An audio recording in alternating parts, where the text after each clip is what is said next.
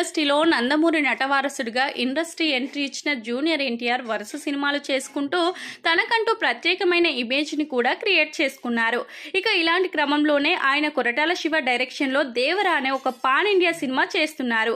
ఈ సినిమాతో ఎలాగైనా సరే తనని తాను ప్రూవ్ చేసుకోవాలనే ప్రయత్నంలో ఉన్నట్లుగా తెలుస్తుంది.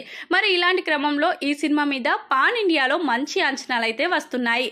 ఇక దానికి తగ్గట్లుగానే ఈ సినిమాతో ఎన్టీఆర్ భారీ సక్సెస్ ని అందుకోవాలని చూస్తున్నారు. ఇక ఇదిలా ఉంటే ఈ సినిమాలో ఒక స్పెషల్ సాంగ్ లో పూజా హెగ్డే కనిపించబోతున్నట్లుగా వార్తలు కూడా వస్తున్నాయి. ఇక ఇంతకు ముందే పూజా హెగ్డే రామ్ చరణ్ తో రంగస్థలం సినిమాలో స్పెషల్ సాంగ్ చేసి మంచి గుర్తింపు సంపాదించుకుంది. ఇక దాంతో పాటుగా ఎన్టీఆర్ తో అరవింద సమేత వీర రాఘవ అనే సినిమాలో నటించింది. అలాగే అల్లు అర్జున్ తో అలా వైకుంఠపురంలో అనే సినిమాలో కూడా నటించింది.